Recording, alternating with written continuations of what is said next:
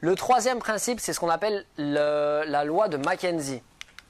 Mackenzie, il disait que nous mettons moins de temps à accomplir une tâche lorsque celle-ci est planifiée. Et donc c'est notamment un des acteurs de ces fameuses to-do list, les choses à faire. Je liste et du coup j'ai plein de listes et j'ai des gens qui me disent non mais moi les listes j'en ai fait, ça marche pas. Je fais des listes mais au final il n'y a rien qui disparaît, il n'y a rien qui part et je me retrouve toujours avec des listes de plus en plus longues et ainsi de suite. Donc nous on va avoir une petite méthode pour pouvoir établir des listes qui sont efficaces. En tout premier, pour établir des listes efficaces, il faut que vous utilisiez les deux premiers principes. Pareto, ce qui va vous permettre de supprimer tout ce qui est superflu, et Eisenhower qui va vous permettre de supprimer tout ce qui est urgent. Et du coup, vous vous retrouvez avec l'essentiel, ce qui est important. Et ça, on va le planifier. Le reste, on ne le planifie pas. D'accord ? Donc les deux premiers principes nous aident déjà. Une fois que vous avez ça, il y a ce qu'on appelle la méthode NERAC, il y en a d'autres, qui est une méthode de planification en 5 étapes, donc c'est un acronyme. La première étape, c'est de noter toutes les tâches à accomplir. Quand j'ai identifié ce qui est essentiel, ce qui est important. Donc je note tout. Ça va me permettre de fermer mes dossiers. Une fois que j'ai tout noté, j'ai une visibilité, je vais estimer la durée pour chaque activité. Je vais me dire, allez, ce coup de fil-là, ça va me prendre 10 minutes. Et du coup, au lieu de rester une demi-heure à papoter, je vais avoir en tête ces 10 minutes et souvent, ça va m'aider à tenir un petit peu mes délais. Et surtout, ça va m'aider à planifier. Une fois que je sais combien de temps ça va me prendre, je peux dire je vais faire ça, puis ça, puis ça. Puis après, j'aurai déjà bien travaillé, je me ferai une pause. Et puis après, je ferai ça, ça, ça. Notez les tâches à accomplir, estimez la durée pour chaque activité, réservez du temps pour les imprévus. Si vous calez votre journée de A à Z, de 8h du matin, donc premier rendez-vous à 8h, le deuxième à 8h20, le troisième à 8h45, et puis après je ferai un dossier entre 9h05 et 9h10, et puis je passerai un coup de fil, et qu'en fait votre premier rendez-vous arrive avec une demi-heure de retard, du coup vous décalez tout, d'accord ? Donc moi le conseil que je donne, c'est réserver du temps pour les imprévus, c'est planifier 50% de votre temps et laisser 50% pour les imprévus. Ça paraît beaucoup, mais moi maintenant j'en suis même à planifier 20% de mon temps et laisser 80% pour les imprévus. Et puis s'il n'y a pas d'imprévu, c'est du temps libre, c'est tout bénef.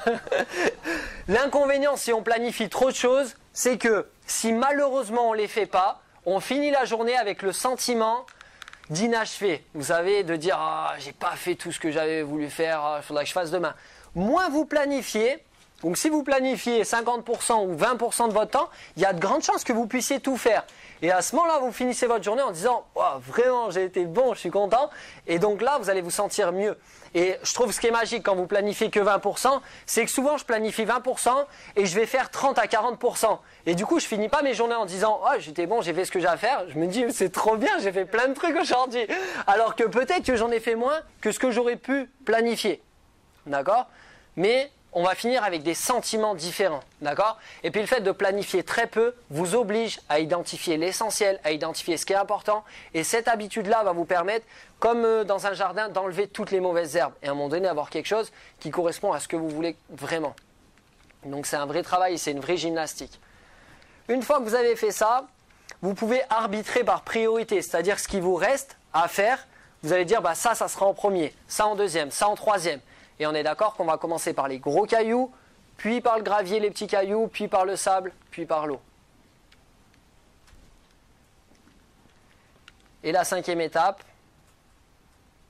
une fois qu'on a fait ces choses-là, parce qu'une fois que j'arbitre par priorité, je le fais. Une fois qu'on a fait ces choses-là, c'est de contrôler en fin de journée, de dire ok, donc sur cette liste-là, qu'est-ce que j'ai fait ? Très bien. Ce que j'ai pas fait, l'idée, c'est pas de me dire je suis nul, je l'ai pas fait. C'est de me dire ok, je l'ai pas fait. Demain, il y a une nouvelle journée ou il y a une nouvelle semaine qui arrive. Je le reporte sur les choses à faire. Et ça, c'est intéressant parce que moi, ces feuilles-là, j'en fais beaucoup. Souvent, en début de semaine, j'en fais. En début de journée, j'en fais. Et parfois, j'ai des choses qui se reportent 4, 5, 6 semaines d'affilée. Et au bout d'un moment, j'en ai marre de les écrire. Je me dis, je pourrais pas supprimer ça si je l'ai pas fait. C'est bien que... Ou alors, je vais le faire concrètement. Le fait de reporter, ça vous permet d'avoir un système fiable où votre cerveau, du coup, il peut être dégagé. Il n'a plus à penser à tout ce qu'il y a à faire. C'est noté.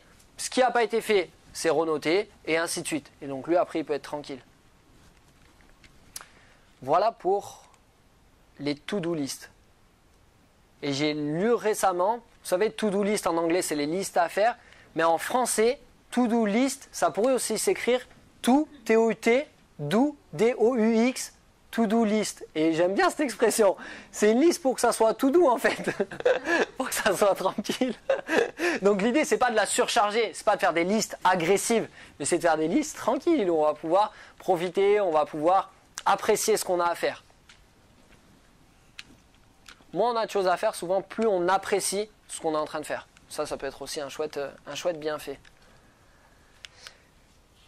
Et donc, le conseil, c'est planifier les tâches à accomplir. Tout comme quand on va faire des courses, on note ce qu'on a à prendre pour pouvoir être tranquille quand on est dans le magasin.